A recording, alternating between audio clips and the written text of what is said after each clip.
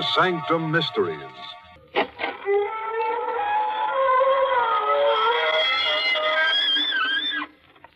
Good evening, friends of the creaking door. This is your host to welcome you once again into the inner sanctum. Come in, come on in.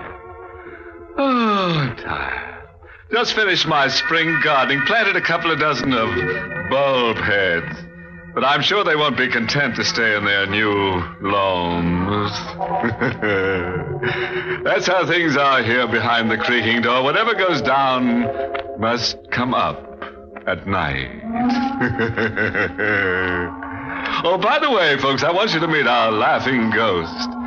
We call him Silly Willie because it's easy to tickle his fantasy. But Willie's not really so silly when it comes to getting rid of his mates. The first one left him because he started each day by beating her over the head with a club.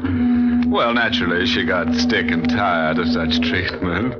But his second wife, a brunette, had a much more interesting conclusion. Willie buried her head in the sand at the ocean front.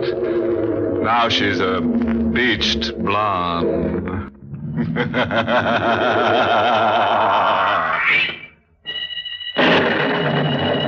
Horror has many sides.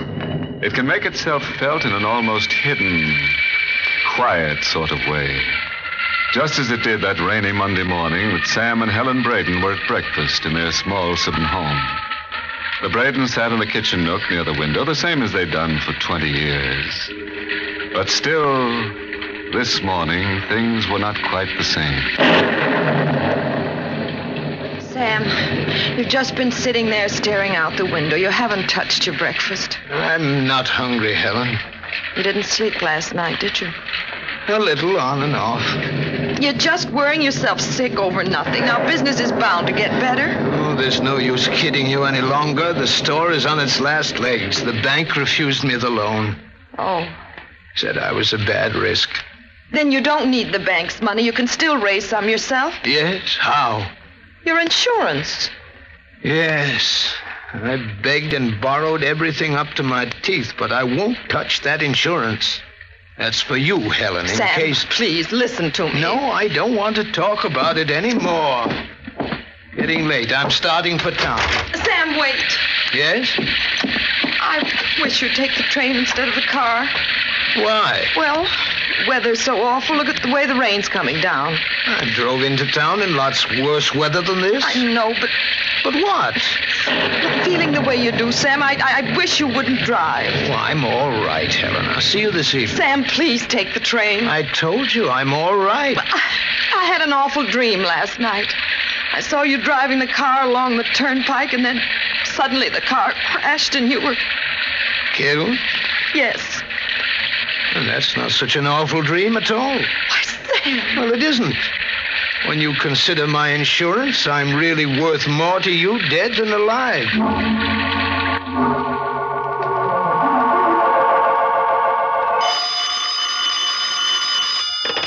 Hello? Mrs. Braden? Mrs. Samuel Braden? Yes? This is Sergeant Land with the Merrick Police. The police? It's about my husband. Yes. His car was in a crack-up an hour ago on the turnpike. Was he hurt badly? I'm sorry to tell you, Mrs. Braden, but he's dead. Oh. Mrs. Braden? Mrs. Braden? Yes. It's only a formality, but you'll have to come down to the county morgue personally to claim the body. Did you hear me? Yes, I heard you. Oh.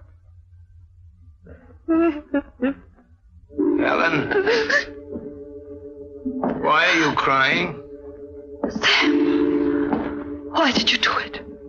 I didn't want the insurance money. I wanted you to come back. But I have come back. Police told me you were killed in the auto crash. Just the way I dreamed it. I saw your face. Just the way it is now. Covered with blood. Sam, I only wanted you to live. Why are you talking that way, Helen? I am alive. No. Here, touch me. Sam, don't. You mustn't be afraid. Touch me. Sam, please. There. Feel my hand. It isn't cold. You're not dead. You're alive. But your face in that call just now. There was an accident. The car was coming toward me. I swerved to get out of the way, and then everything went black, and the next thing I knew, I was standing at the front door outside. But the police found your body in the wreck. They asked me to come down to the morgue and claim it. My body? They said you were there, dead. The hitchhiker. Hitchhiker? Just before I got onto the turnpike, I picked up a tramp. I was giving him a lift into town. Wait. What is it? My wallet. It's not in my pocket. It must have fallen out in the crash. Then that's why they thought it was you. Yes. Helen, what are you going to do? Call the American police and tell them you're alive. Put that phone down. But they should know. Put it down. I'm not alive. What? To all intents and purposes, that's my body down at the morgue. Don't understand. This is our chance, Helen. Don't you see? What are you trying to say? It's very plain and simple. My $25,000 life insurance. Now, do you understand? Sam, we can't do a thing like that. And not for just $25,000. Accidental death, the double indemnity clause, $50,000. Sam, please. $50,000. I told you at breakfast time, worth more dead than alive. $50,000. After you collect, we can go away. For the first time, we can really live. We won't have to worry about pennies anymore. Darling, we don't want money that way. All you have to do is go down to the morgue at Merrick. Sam, we can't do it. Of course we can. They'll find us out. The tramp I picked up told me he was homeless, no family. It's all so perfect. Once you claim my body, no one will ever find out.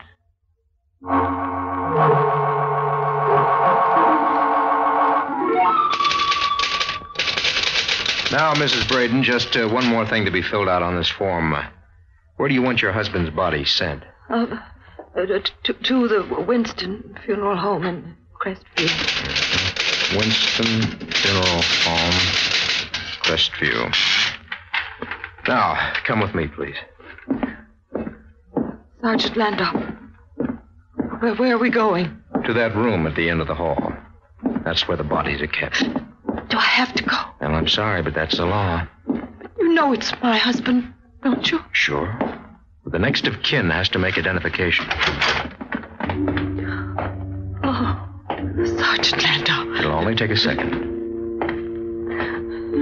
Here we are. Yes, Sergeant, that's my husband. Mrs. Braden, how many years were you married? 20. Why do you ask? Well, it just hit me as peculiar, but it may be because you're upset by your loss. I don't understand. The body you just identified has been here in the morgue for 3 days. What? Your husband's body is here to your right, on this other slab.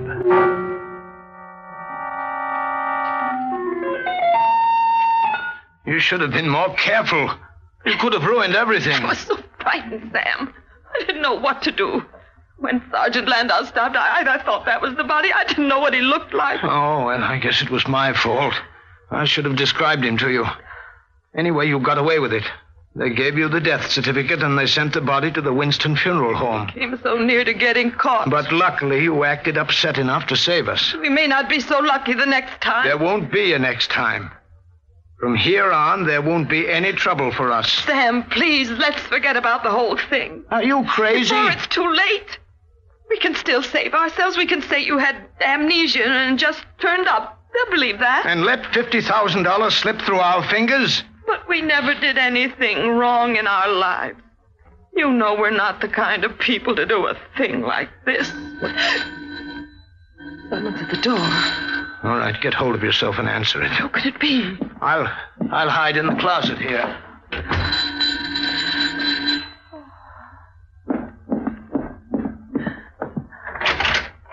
Mrs. Braden? Yes? My name is Granger. I'm from the Acme Insurance Company. Sure. I'm here in regard to your husband's death. Come in, please. Thank you.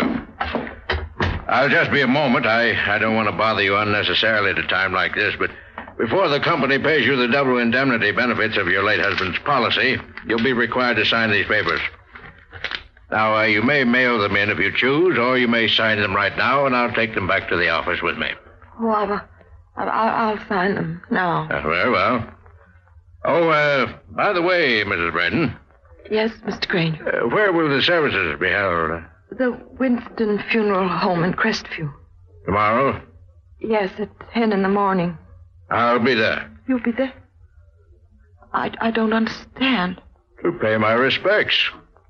You see, Mrs. Braden, I knew your husband quite well some years ago when I sold him the policy.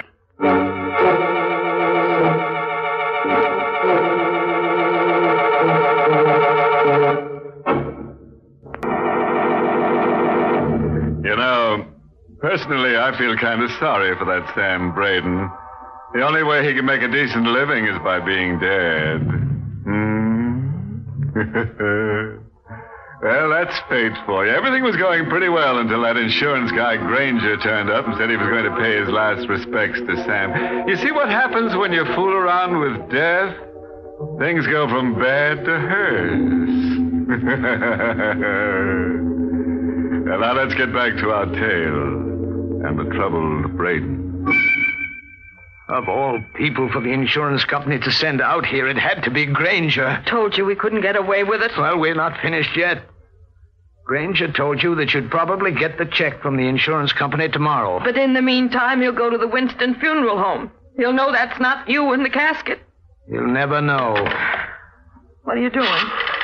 Something we should have done right after Granger left here earlier this evening.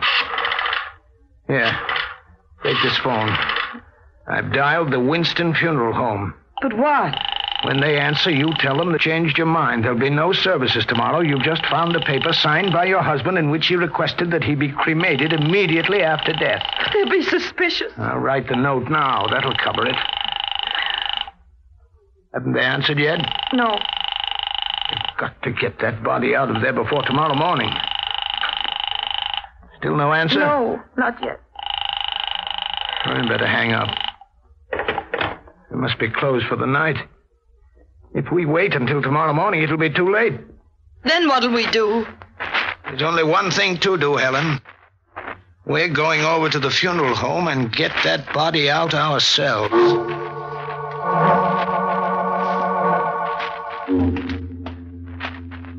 We'll try the back door down at the end of this alley. We'll never get away with it. I've had the feeling all along You stop talking like that, Helen. Don't you understand? It's worth any risk we take to get that $50,000. But I told you I don't want the money. Wait and see. When you get your hands on it, you'll feel differently. Here's the back door. It's locked, isn't it? Well, of course. What did you expect? There's no way we can get in. Yes, there is. I'll break the glass panel and then reach in and turn the lock. Someone might hear us. You're just making things worse by talking that way. Besides, we looked out in front, didn't we? There's not a soul around. Yes, I'll need something to break the glass. What can I use? I know. Helen, give me your compact. Here. This compact should do fine. Sam, you cut yourself. I guess I'm not much of an expert on housebreaking. Don't you see we can't do any of this, right? Because we're not people for a thing like this. Then we make ourselves that kind of people. We'll manage. We did so far. I'll have this door unlocked in a second. There. All right, come on, Helen. Can't I wait here? No, I need your help. Come on. Sam, I'm so frightened. You mustn't be. Just try to think of the money. Just try to think of all the pleasure we'll have with it. We'll never enjoy it. We'll never have a happy moment again. Please, Helen, don't say things like that. Here are the caskets. I'll see what this tag says. Sarah Adams. All right, we try the next one. Samuel Braden.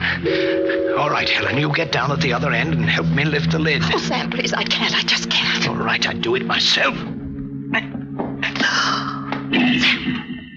Helen, what's wrong? What is it? The coffin. There's no one in it. The coffin is empty. But you had the body sent here from the morgue. Yes. And this coffin tag has my name on it. What could have happened to the corpse? Where can it be? Someone came in. Footsteps. They're coming this way. I can't let anybody see me, and there's no time to get out the rear way. Wait, I know where to hide. Sam, what are you doing? The only safe thing. I'll hide in this coffin. But what'll I do? What'll I say? I don't know, but try to carry it off the best you can. Good evening, Mrs. Brayton. I had an idea I might find you here. Oh, you don't have to be afraid of me. I won't hurt you. Who are you? My name is Stephen Winston. You own this place. That's right. We've never met. How do you know who I am? I've made a point of knowing Mrs. Brayton. As a matter of fact, I've just come from your house. I'd planned on having a talk with you about the ceremonies tomorrow. Oh, by the way, don't you know it's illegal to force your way into an establishment? But I tried to get you on the phone, Mr. Winston. There was no answer. I thought perhaps your line was out of order, so I came down. I wanted to talk to you, too. About the ceremonies? Yes. Do you mind telling me how you got in here? The rear door was open. That's odd. I distinctly remember having bolted it. However, first I have something very interesting to show you. Mr. Winston, what are you doing? Lift up this coffin lid. No, don't. Why not? I can't bear to see him. Well, that isn't the reason, is it, Mrs. Brayton? That isn't the reason at all. What do you mean? You've already opened this coffin. You know there's no body in it. Isn't that the reason? Yes. I thought so. You probably wonder what's happened to the body that was in it. Well, I'm happy to relieve your mind of the anxiety. I have the body down in the basement, hidden. What? Why did you hide my husband's body? You can drop the act, Mrs. Brayton. I know that wasn't your husband's body. No. Yes, of course. I once met your husband. I rarely forget a face. The police would be very interested in your game, but the police don't have to know, necessarily. What do you mean by that? Now, look, Mrs. Brayton, I'm a businessman. The police don't have to know about this at all, providing you make it worth my while. You want money? Yes. $10,000 should seem to be a fair sum. I suggest, Mrs. Brayton, that you get in touch with your dear departed husband and tell him my terms. 10,000 or jail for both of you.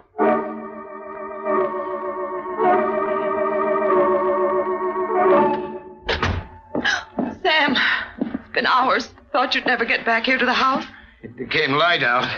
I had to be careful no one saw me. Winston knows everything. It was he who took the body out of the casket. Yes, Helen, I know. I heard from inside the coffin. He wants money. We mustn't give it to him. Of course not.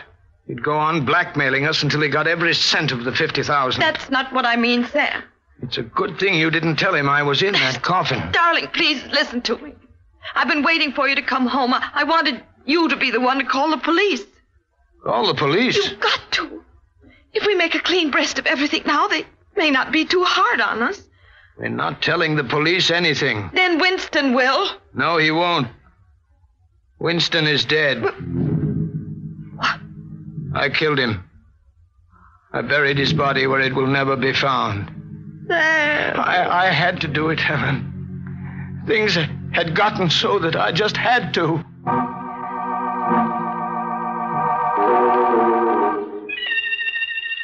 Helen, do you have to keep standing at the window there looking at the birds down in the garden? Why don't you talk to me? Talk?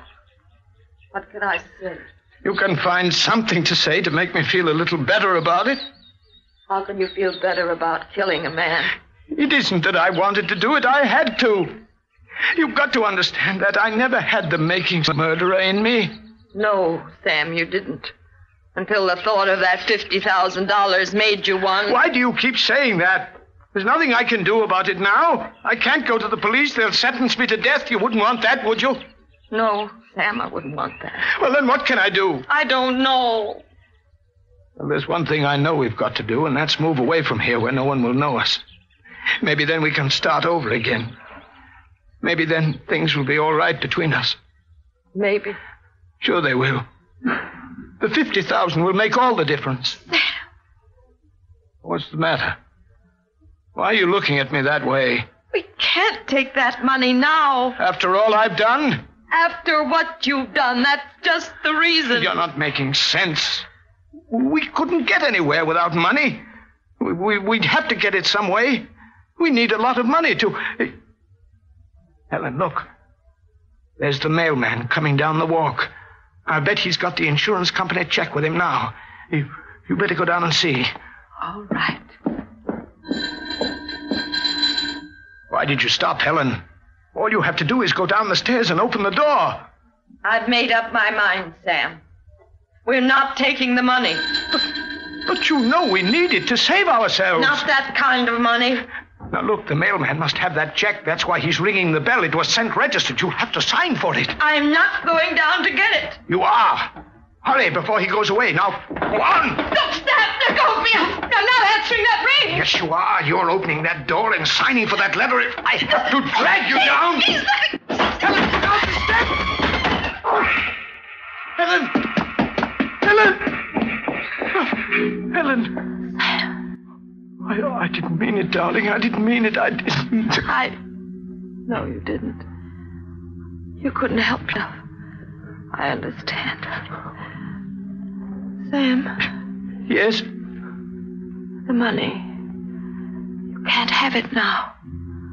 I'd have to sign the check, and I won't be able to. I'm glad about that. Wasn't meant for us. Never would have brought us a happy moment. Helen.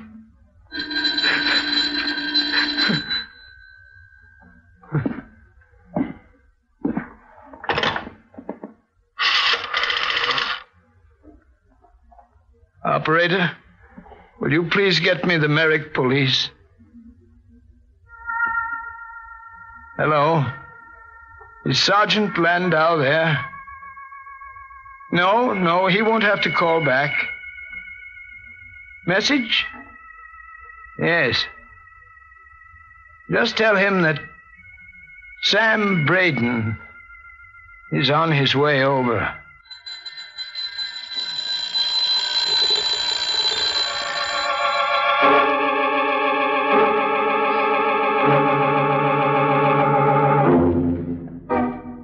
Now that's what I call a significant ending.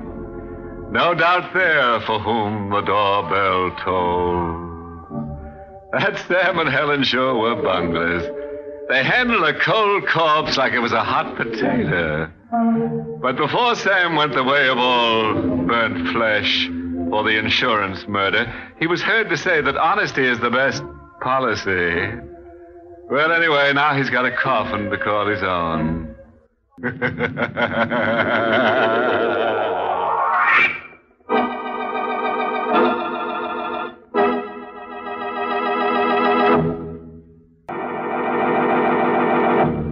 Well, it's time to close that creaking door on tonight's Inner Sanctum, which featured Everett Sloane as Sam and Barbara Weeks as Helen. The music was by Lou White, and the entire production was directed by Hyman Brown. Tonight, friends, we close the creaking door for several weeks, while Inner Sanctum takes a short vacation. We'll be back soon, so be sure to listen for that familiar creaking door. Oh, by the way, this month's Inner Sanctum mystery novel is The Motive by Evelyn Piper. Until we meet again, then, good night. Pleasant dreams.